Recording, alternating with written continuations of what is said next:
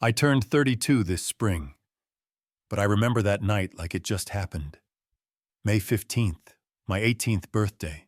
I was standing on the back deck in the dark, while my twin brother Ethan held up a shiny BMW key fob in front of 180-some people crammed into our parents' house like it was his damn coronation. Inside, the music was blasting, seafood towers on ice, people laughing under string lights some planner from Cape Cod had hung up that morning. The DJ booth had a big vinyl banner with Ethan at 18 in gold letters. My name not even in the fine print. Mom, Sophia, if you want to know, had told me to stay upstairs so I wouldn't get overwhelmed. Like I was a dog scared of thunder or something. She patted my arm and said, "You know how crowds get to you." Which was her favorite excuse when she didn't feel like explaining me to people. That was her tone all spring. For 4 months. There were meetings at our dining table with florists and food vendors and sound guys. I kept waiting for her to turn to me and say, "Now, what about Alex's side of the party?" But it never came. Dad Victor would just wave it off with, "We'll sort Alex's thing later." Like I was a scheduling error. The week before, I'd found the BMW in the garage under a Navy tarp. I asked Dad what it was doing there. He said Ethan needed it for summer internships and barked some crap about logistics. Yeah, right. They wrapped it like a gift and parked it right next to my future like I was supposed to applaud. Quick note, before listening. Share which city or country you're watching from. And let's continue. I showed up in the stairwell around 6, wearing the only decent shirt I owned. And that's when Mom blocked me like a bouncer. "Please don't make tonight complicated," she said. I stared at her. "It's my birthday too," I said. No yelling, no drama, just the truth. She didn't even blink. Just stepped back like I'd said something dirty. Dad walked up behind her with that tight-jawed look he used when he wanted me to shut up without saying it out loud. So, I stood in the kitchen doorway while Ethan worked the room like a damn senator. He was shaking hands with our old Little League coach, laughing with the neighbor who never remembered my name. Dad made a big show of lifting the keys like it was some kind of surprise, and the crowd went wild. Ethan didn't even look at me. Or if he did, he looked past me. That was the part that burned. We shared a room for 17 years. He knew every bad habit I had, every dream I kept under my mattress, and still nothing. I turned around and walked back upstairs without a word. I packed a backpack with what little I had, an acceptance packet to a metalworking apprenticeship in Chicago, $147 mowing lawns and fixing fences, and a folded bus schedule I'd picked up just in case. Around 8:20, the DJ hit that awful remix Ethan loved. I waited until they were mid-cheer, then slipped out the side gate. No one saw. No one called my name. The yard lights didn't even flicker. The bus left Boston at 9:45 p.m. I sat at the station and kept my phone on loud, expecting at least one text, one call, someone realizing I was gone. At 12:45 a.m., already halfway across Connecticut, my screen finally lit up. It was from Ethan. He wrote, "Mom says you're being dramatic. Where are you?" I looked at it, powered my phone off, and didn't turn it back on for a long, long time. The terminal smelled like bleach and vending machine grease. I had a hoodie rolled up for a pillow and a duffel bag under my legs. By the time the bus pulled into Chicago, the sun was already crawling up the side of a half-demolished building near the highway, and I had a headache from sleeping in half-sits. I didn't know a single person in that city. That was the whole point. Harlan, the guy who ran the apprenticeship, picked up my call on the second ring 4 weeks before, said, "If you're not afraid of heat, and don't whine, I've got space." I figured that was the best deal I'd get. He gave me a cot in the back room of his shop. It smelled like burnt metal, sweat, and coffee that had been microwaved 3 times too many. The floor creaked, and the cot sagged. But I didn't care. I didn't need comfort. I needed out. First thing he handed me was a pair of gloves and a mask and pointed to a table saw that looked older than me. I faked confidence and got to work. 2 hours in, I brushed the side of a metal sheet too soon after the torch and scorched the skin clean off 2 fingers. I wrapped it in a rag from the bathroom, said nothing, and bled through my glove all afternoon. Harlan noticed around 5. Burned it. Didn't you? I nodded. He didn't ask for details. He just said, now you know what rushing gets you. First rule, you can lie all you want, but your hands tell the truth. Then he walked away. I slept that night with my hand in a bowl of lukewarm water, praying it wouldn't get infected. I didn't cry. I was too tired. We worked in that shop from 6 a.m. to 5 p.m., sometimes later. Harlan pointed at a stack of reclaimed beams the second day and said, turn that into 4 tables by Friday. They don't have to be pretty, just strong enough to take a hit. That was it. No instructions, no measurements. Just figure it out. I'd eat whatever I could afford, usually gas station sandwiches or dollar ramen from the discount store down the street. I learned to boil water on a rusted hot plate that sparked if I plugged in the fan at the same time. But the work made sense. Every cut, every weld, every clamp had a point. There was no pretending. Nobody could erase a table after it was done. It existed. It held weight. It mattered. That was more than I could say about most of my life. Nights I'd stay late and clean. Sometimes I'd mess around with scrap, just shaping it to see what it could be. I started posting grainy pictures of weld seams and grinder sparks on a new Instagram I made under a fake name. Alex Brooks. It was the name of some forgotten backup catcher on an old AAA team. Not famous enough to matter. Not close enough to read for anyone back home to find me. The account didn't get followers. That wasn't the point. It was proof I was doing something. There was a dive bar on the corner of Michigan and 24th, where a bartender named Mia worked Tuesday nights. She had black curls tied up with a pen and a way of sizing people up in 2 seconds. She caught me watching the jukebox one night and said, "You working or stealing?" I told her I could wipe tables if she needed help. She said, "You break a glass, you pay for it." Then tossed me a rag. After the shift, she handed me a burger and said, "Next time, eat before you pass out on my floor." I stuck to the shadows. Didn't tell the guys at the shop about Ethan. Didn't tell them I'd left home with a duffel bag and a bus ticket. I let them think I was just another broke 18-year-old with calloused hands and something to prove. About 4 weeks in, I was sweeping up late one night, and I saw this older guy helping his kid use the drill press. The boy couldn't have been older than 11. The dad showed him how to line up the bit, slow and careful, hand over hand. The kid kept messing it up, but the dad never raised his voice. Just tried again. I stood there with my broom, pretending to watch the corner, and something cracked open in my chest. Not in a poetic way, just like a door I'd never walked through before. I realized right then I wasn't going back. I wasn't chasing their approval anymore. If they wanted me, they could come find me. The next morning, I walked into a post office and filed a change of address form. After that, I took a bus across town to the courthouse, waited in line for 3 hours and filled out the paperwork to change my last name.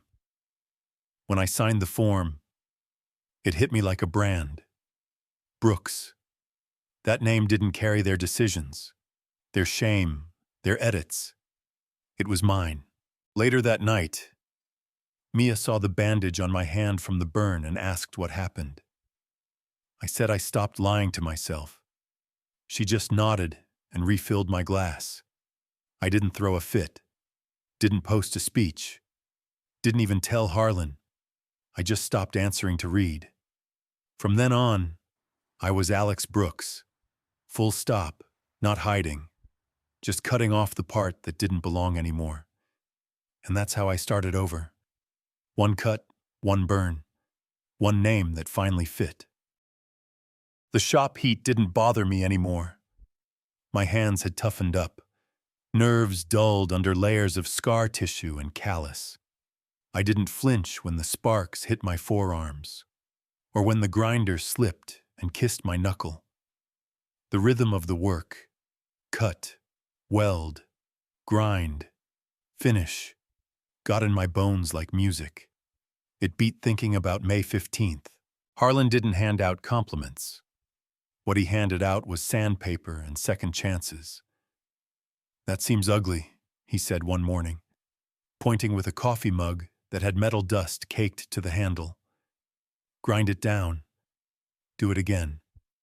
I didn't argue. I liked that he didn't give a damn about my past. He didn't care about names or birthdays or why I sometimes worked like I was being chased. He only cared that I did it right. That was the relief. There were no performance reviews, just results. After shifts, I started sticking around to mess with the scrap pile. Bent rebar turned into a coat rack. A busted oak board got cleaned up and became a bench. I found an old lampshade frame in the alley and rewrapped it with copper wire until it looked like something worth keeping. One night, a chef from the pizza place down the block saw the bench while picking up an order from the bar next door. "You make that?" he asked, squinting at the welds. "Yeah," I said. "Used to be part of a shipping pallet." "You take orders," I told him I did. That was a lie at the time, but I figured I could start now. He needed 7 stools for his new bar concept. I said sure and spent that night Googling weight distribution and seat height like I was cramming for a final. Harlan let me use the shop off hours as long as I cleaned up after. I built the first stool with my fingers crossed and the second with confidence. By the third, I actually knew what I was doing. I didn't have a real camera, so I borrowed a guy's cracked Android from the mill and took pictures against the cinder block wall out back. I built a free site that looked like hell on mobile, but had a clear tagline: "I make things that last. If you sit on it, it won't break." I didn't list a last name, just Brooks. Mia started coming by after her shifts. We'd sit outside on milk crates while she smoked and I scraped glue off my boots. "My brother's in the Army," she said once. "Says metal shop saved his life in high school." "You ever do time?" "No," I said. "But I know what it feels like to be locked out." She nodded and passed me a leftover quesadilla wrapped in foil. "You should teach kids. You look less angry when you're explaining stuff." I moved into a room in a shared house with 2 guys from the mill. One snored loud enough to rattle the pipes. The other cooked chili that could kill a man. I learned to sleep through both. The place was loud, but it was mine. I paid rent with my own hands. Word started to spread. Someone's aunt needed a shelf. A mechanic wanted a tool bench. A couple asked if I could build a backyard gate. They argued the whole time I was measuring their posts, but they still paid in full. The biggest shift came from a woman named Miss Ramirez. She ran a community center nearby and stopped by the shop after seeing my name on the stools at the pizza place. "You Brooks?" she asked, looking me up and down like she expected me to lie. "Yeah. What's up, you any good with kids?" "I don't know," I said. "Never had one. Never been one, really." She cracked a grin. "Cute. I need someone to show 4 boys how to use hand tools. No power stuff. Just basics. "You free Saturdays?" I said yes. She didn't ask for a resume, just gave me a time and an address. That Saturday, I walked into the center's basement with a tape measure and a box of tools. The room had 4 folding tables and a water cooler that dripped like it was nervous. The kids were rough around the edges. One wouldn't stop pacing. Another tried to measure his shoelaces. But the third, Liam, had hands like mine. He gripped the saw too tight. But when I showed him how to ease off and let the weight do the work, he nodded slow like he'd been waiting his whole life for someone to say that. By the end of the hour, he looked up and said, "Thanks, Mr. Brooks." That hit harder than I expected. Not the thanks, the name. He said it like I was real. Orders picked up after that. A dentist asked for a coffee table. A woman wanted a storage bench that could hold her divorce files. Everyone had a story. I just kept building. I didn't post any of it where my family could see. Didn't check if Ethan had graduated college or moved to some fancy zip code. I didn't care. Every time I finished something and handed it over, it was another piece of proof that I wasn't just surviving. I was making something that couldn't be deleted. On my 22nd, I didn't throw a party. I ate a cold slice of pepperoni on the shop steps at midnight, wiped grease off my pants, and thought, I'm still here. That was enough. The clerk called out, "Alex Brooks," and I stood up like that name had always been mine. No hesitation, no pause. I didn't stumble over it or check if anyone else answered. I said, "Here," signed where they told me, and walked out of that courthouse lighter than I'd felt in years.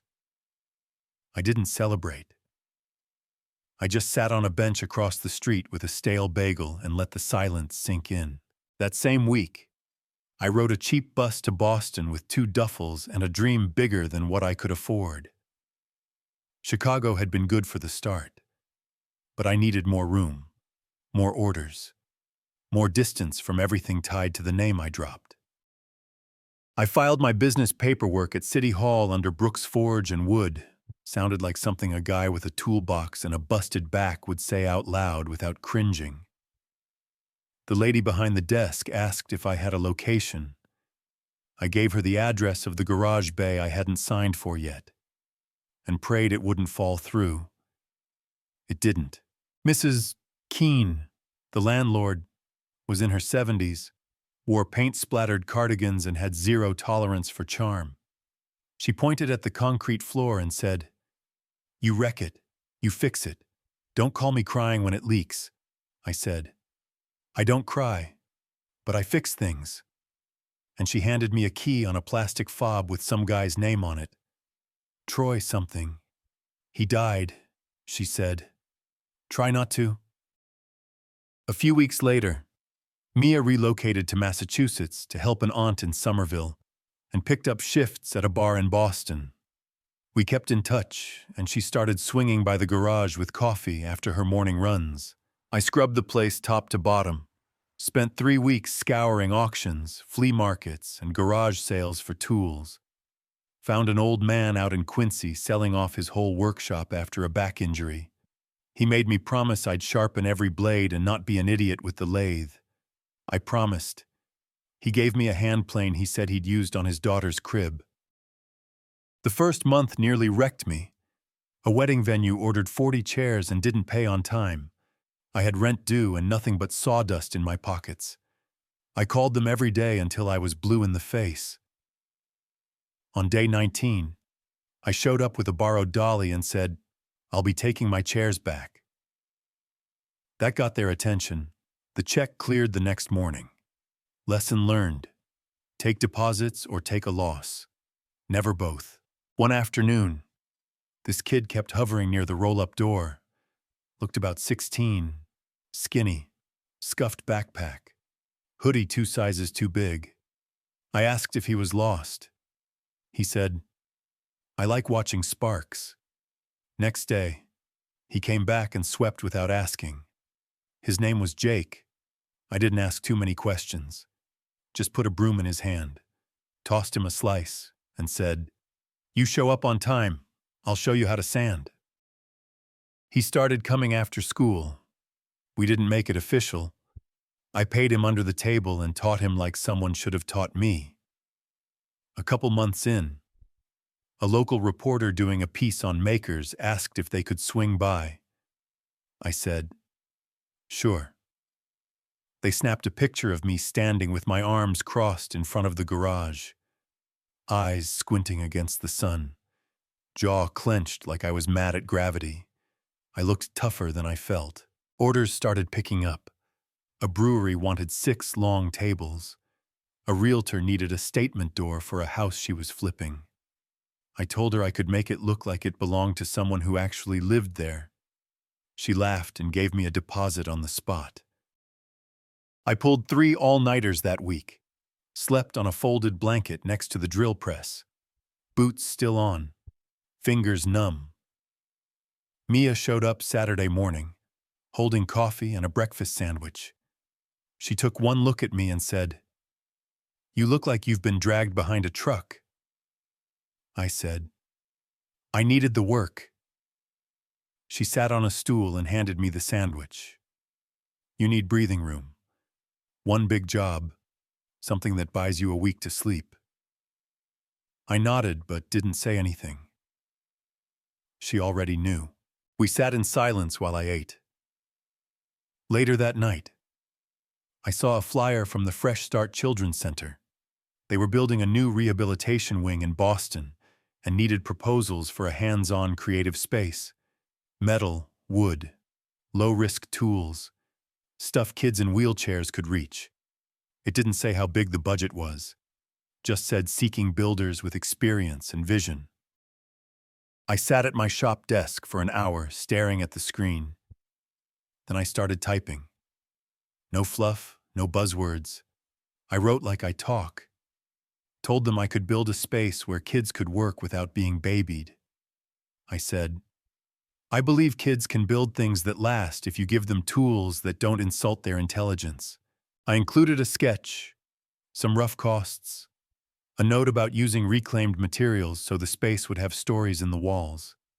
I even threw in a bullet about Jake helping. Said, I had first-hand experience teaching someone who didn't come from much.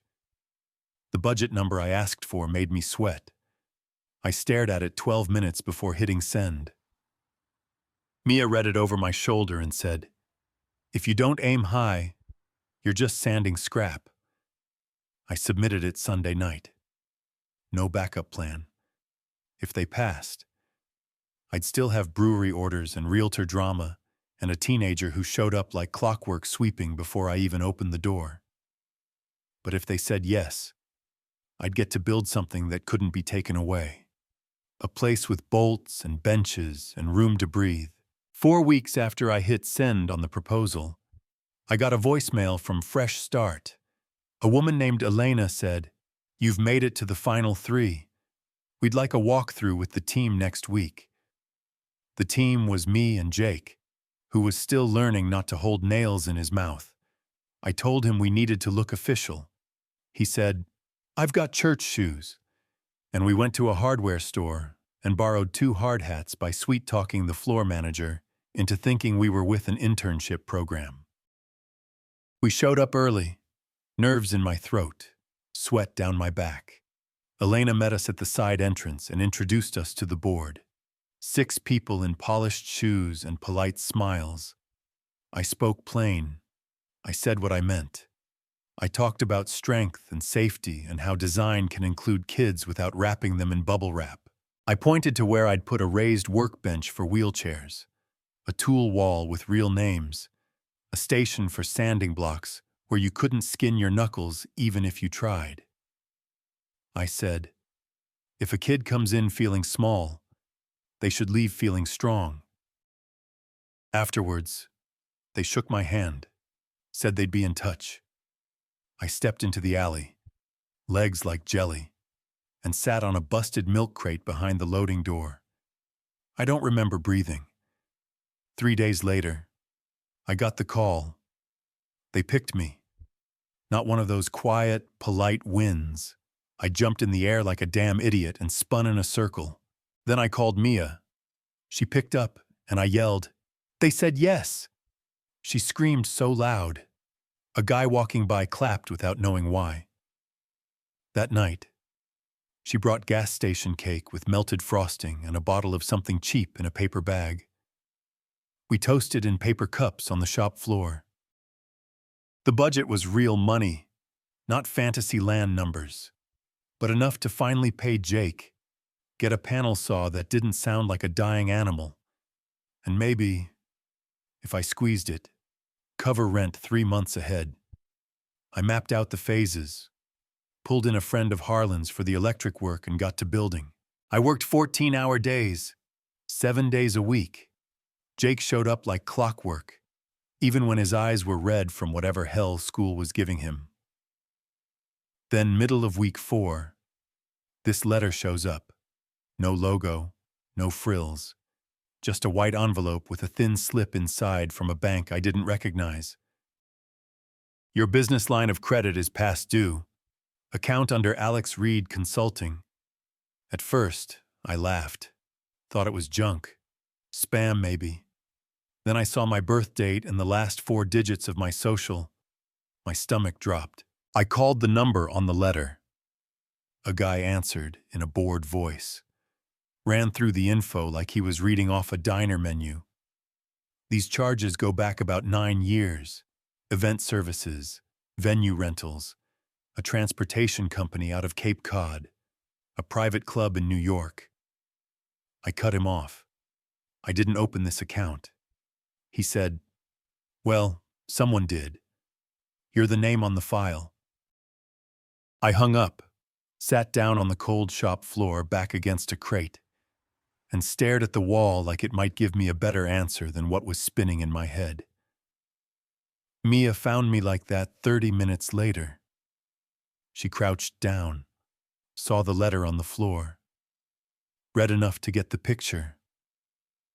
She said one word: fight. Next morning, I looked up a lawyer with no nonsense in her face. Her name was Laura Hayes. She wore boots, not heels, and had a voice that didn't rise even when the room got tense. I liked her instantly. She asked for everything. Letters, credit pulls, ID, history. She said, "You've got a case if you want to take it nuclear." This wasn't sloppy. It was calculated. She walked me through how identity theft cases worked. She talked about affidavits and filings the way I talked about welds and thread counts. We weren't friends. We were a team with a mission. Meanwhile, I kept building. I didn't miss a single day at Fresh Start. Didn't let them see the cracks. When my hands shook from paperwork stress, I held the sander longer. When I wanted to yell, I hammered until the stud stopped moving. Every time I looked at the blueprints, I reminded myself this place was going to outlast the garbage behind me. I built every surface like it might save a life one day. Maybe it would. We hit our last inspection the day before the soft opening. I cleaned every inch of the workroom with Jake, who was proud enough to wear a shirt with my logo on it for the first time. When the donors and board folks walked in, I stayed off to the side, let them soak it in. Elena pulled me aside near the end. She looked at the tables, the tool racks, the wall with cubbies labeled with first names only. She said, "This is going to outlast all of us." I didn't know what to say, so I just nodded. That line stuck with me. Outlast all of us. Yeah, that sounded right. Laura called 3 hours later. She had records. The charges on that line of credit. They lined up exactly with Ethan's graduation weekend. The hotel, the catering company, the private transportation. Also matched a winter gala my mom used to post about every year, like she was auditioning for a reality show. The receipts weren't subtle. They didn't even try to hide it. They used my social, my name, Alex Reed. I hadn't gone by that name in years, but it followed me like a shadow. I couldn't shake. I didn't stop working. Couldn't. The kids were coming in a few weeks. I finished building the final workbench with sweat running down my back, Laura on speakerphone walking me through what to expect if we pressed charges. Mia came by late with 2 sandwiches and a beer. She sat across from me at the paint-splattered table and said, "If you ever want to burn the whole damn thing down, just say the word." I smiled for the first time in 3 days. "Let's finish the build first." She raised her bottle. "Then we fight." Elena cornered me after a morning session with the kids and asked if I'd consider anchoring a matching campaign for the new studio wing. Said they wanted to finish strong, get more tools, fund weekend classes, maybe even start a youth training program if they raised enough. Then she added, "We'd put your name on the wall." I laughed. I really laughed. The idea that my name could sit in a children's hospital like it belonged there. It was too much. I told her I'd think about it. But deep down, I figured the math wouldn't work. Then a check showed up from a contractor I'd helped on a stair job a year earlier. He landed a 7-figure city bid off the work, and out of nowhere, he dropped $6,000 in my mailbox as a thank you. A day later, the brewery paid their invoice on time, in full. No excuses. That never happened.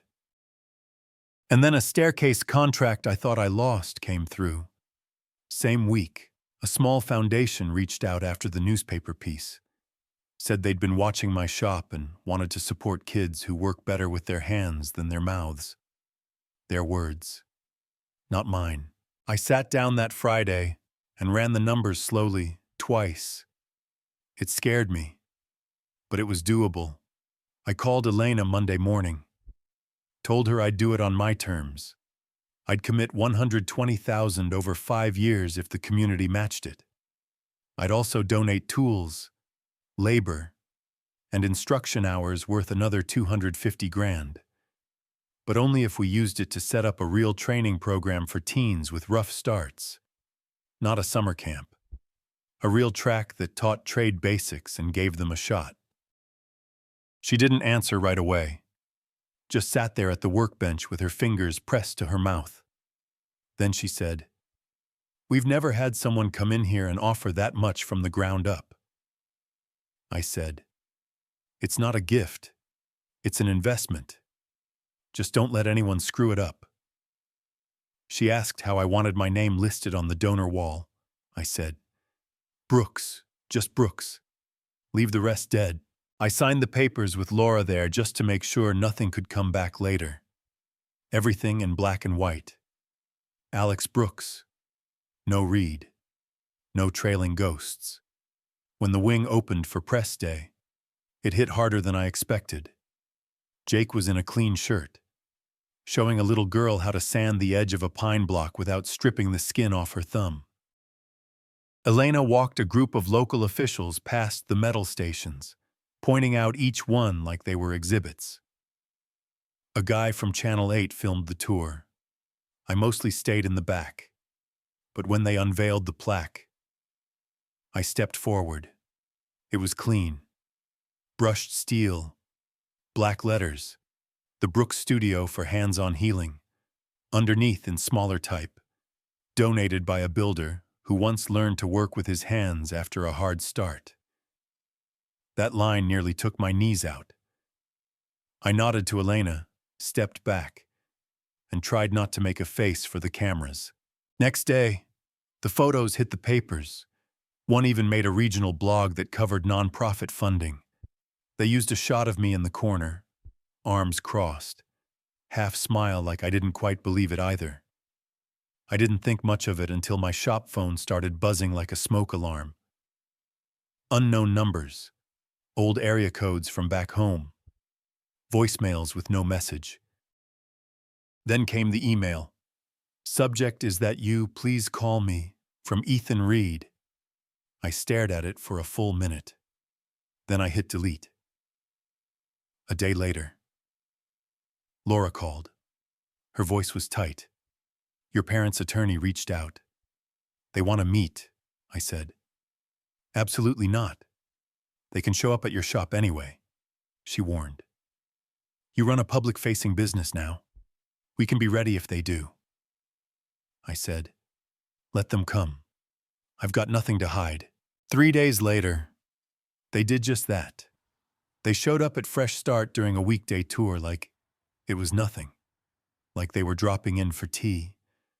Mom walked ahead like she belonged there, wearing a tailored blazer I'd seen in an old gala photo.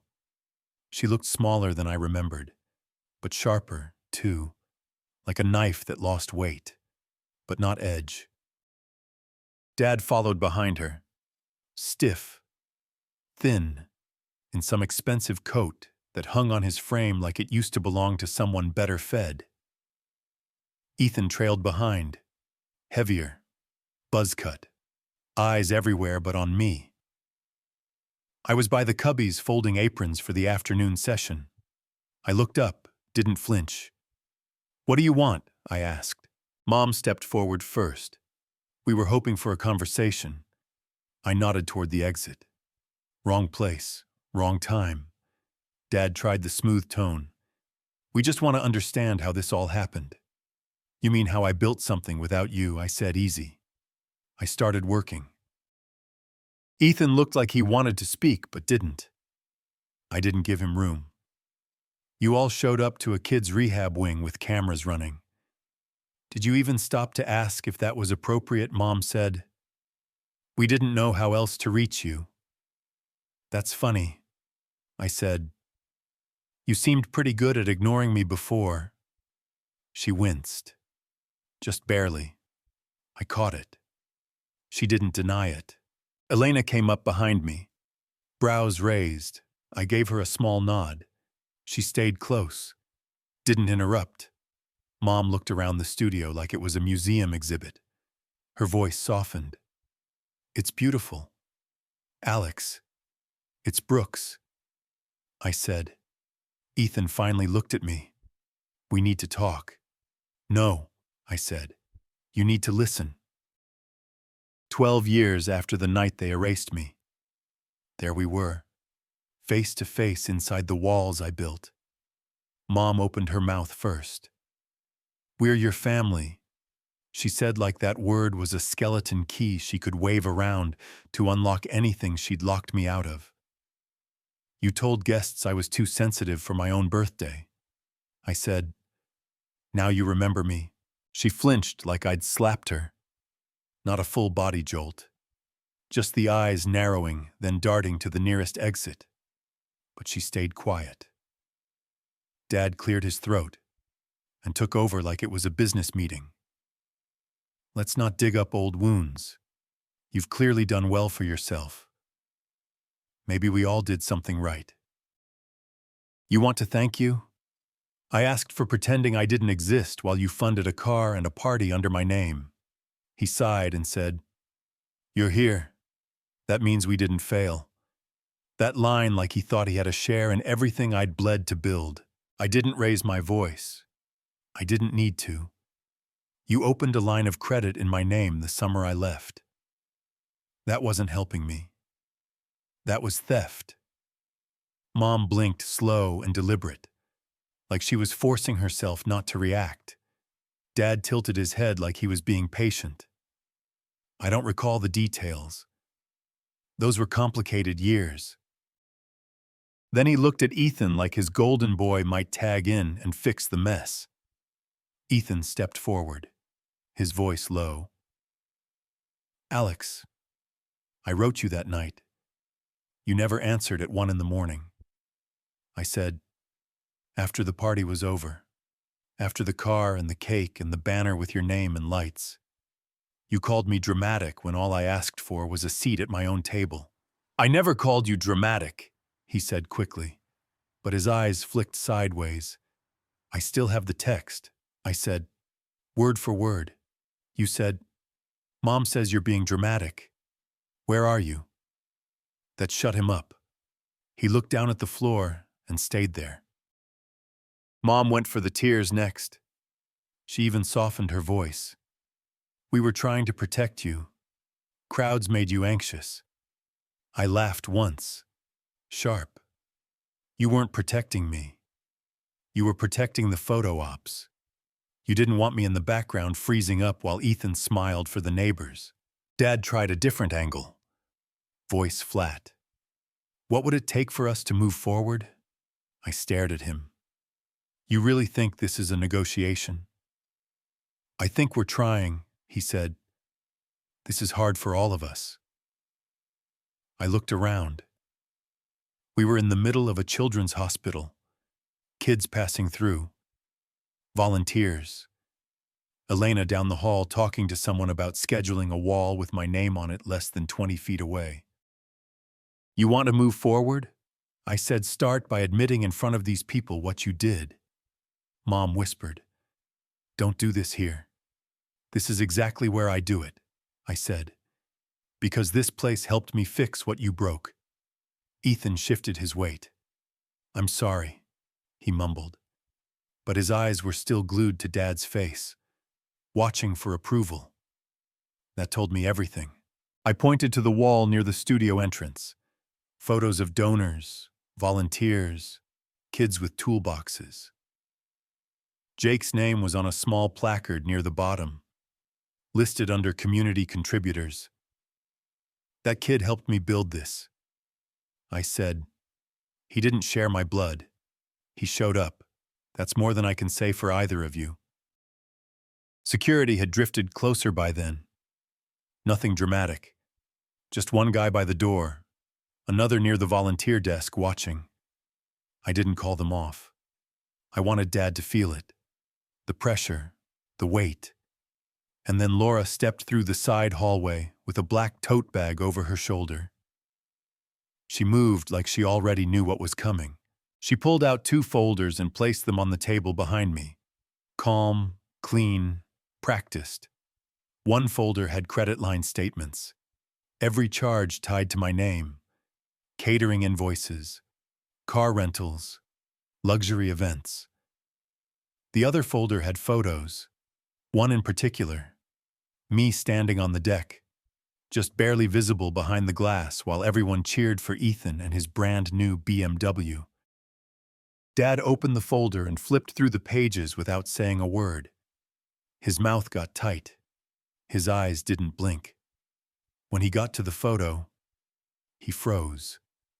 Mom looked at Ethan like he was supposed to fix it. But Ethan had nothing left. Just guilt sitting on his shoulders like a sandbag. I'm not asking for money, I said, stepping closer so they could hear me clearly.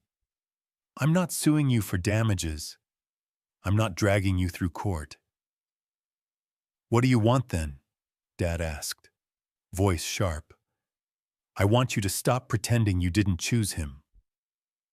I said, I want you to stop lying to yourselves. I cleaned up your mess. I paid the debt. You don't get to walk in here and act like we're equals just because I survived it. No one spoke. People in the hallway had started to slow down. No one said anything loud, but they noticed. Word gets around in places like that.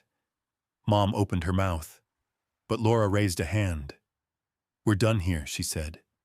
Unless there's a legal matter, this meeting is over. Security didn't need to step in.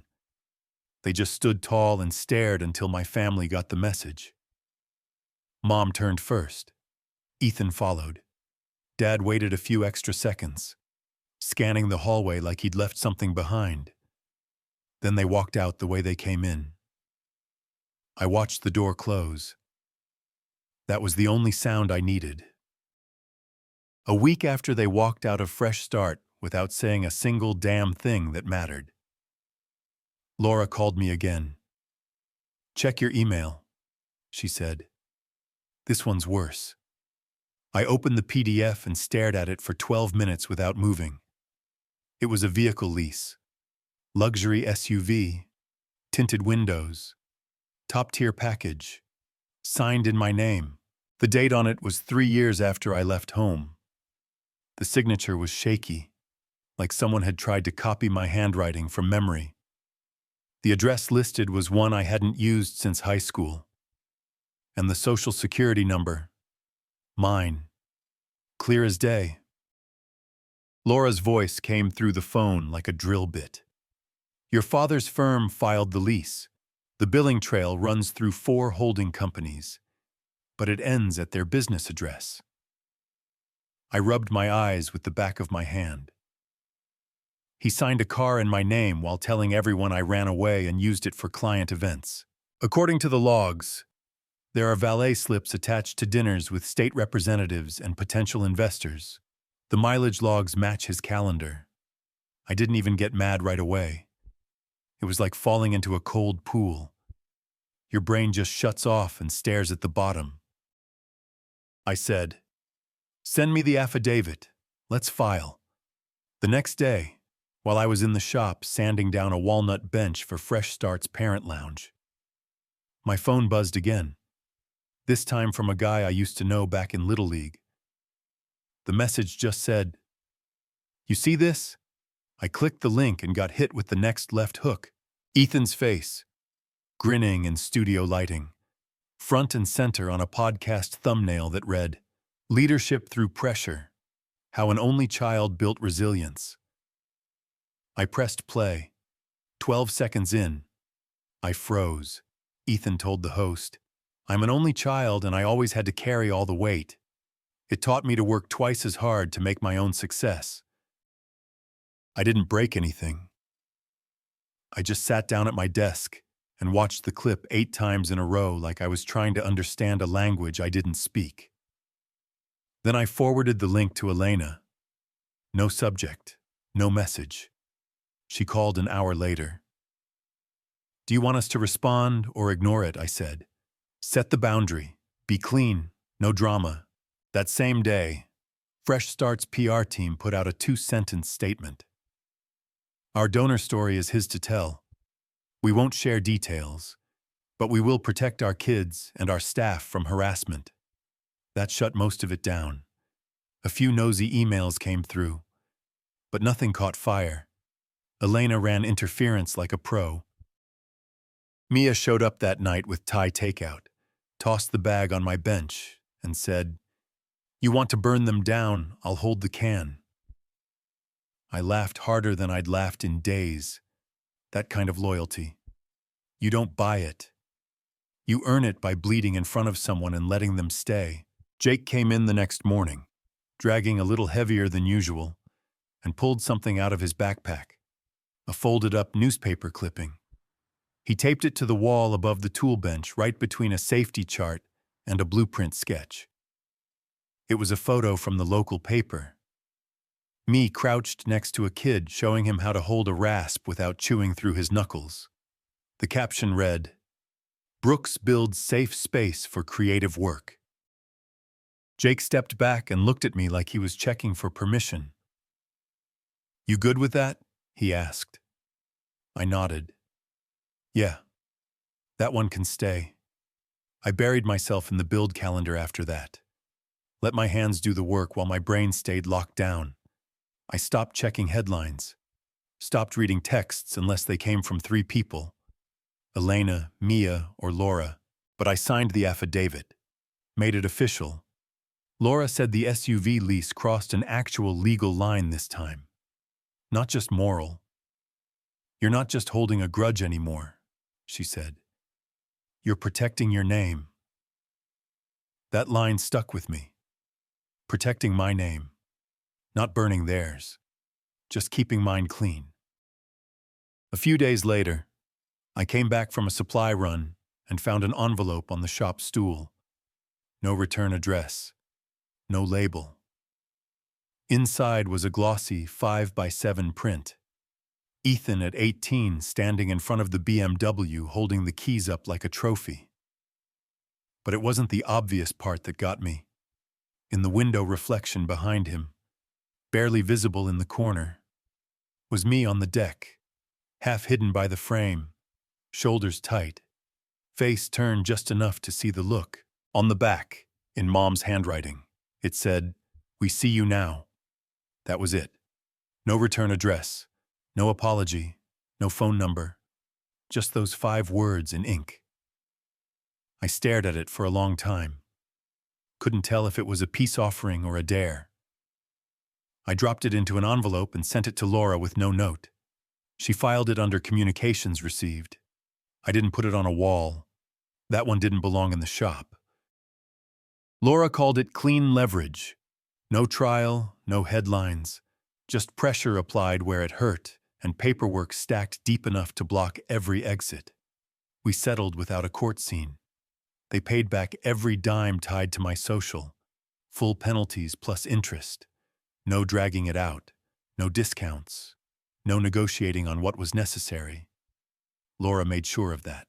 Then came the part that actually mattered. They cut a check through their firm, not personal accounts, for a new scholarship fund at Fresh Start. I picked the name myself. The other kid, Ethan, forgot scholarship. Laura looked at me when I told her, "That's pointed." I said, "That's the point." Fresh Start softened it like I figured they would. Cleaned it up into the Brooks Fellowship for Overlooked Youth. Same money, same mission. I could live with it. Part of the agreement required a public statement. Not a spin job. Not some vague regret language. Just a printed admission. They wrote, "We acknowledge that we misused a family member's identity and accept full responsibility for past mistakes." That was it. No excuses. No backpedaling. No weasel words. Dad tried to tag on a paragraph about family reunification and healing going forward. Laura cut it like fat from a joint. She told them he didn't ask for a reunion. He asked for accountability. I didn't even read the full draft. I just waited for her to give the green light, then moved on with my day. That night, Ethan emailed me. It wasn't short. Looked like it took him an hour, maybe 2. Probably rewrote it 4 times. He said Mom blamed herself now. Said Dad still wouldn't say anything out loud, but kept circling the news coverage like it owed him something. He told me he'd been carrying water for them since we were kids and didn't know how to stop. He ended it with, "If you ever want to grab a beer, I'm around." I stared at that line longer than I want to admit.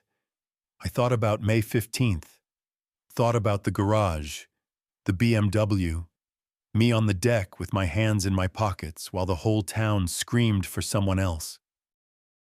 Then I thought about Jake sanding a block of cedar next to a girl with leg braces, showing her how to keep the grain smooth without burning the edges. She held it up after and said, "It's the first thing I ever made that didn't break." That was the difference. 3 days later, I answered, "Ethan, no beer. Do better. That's all I've got." I didn't wait for a reply. The settlement money. I didn't need it. Business was fine. I had jobs lined up into next spring, and the shop fund was steady. I took the full amount and put it straight into the kid shop at Fresh Start. New tools, more hours, better gear, no fanfare. I built a bench from reclaimed oak and aluminum pipe, stained it deep brown, and screwed a nameplate into the side. For the man who sold me my first hand plane and asked for nothing but sharp blades. It sat under the east window with perfect light. That was enough for me. A week later, Elena pulled me aside after a planning meeting. "The board wants you to speak at the gala," she said. "Just a few minutes.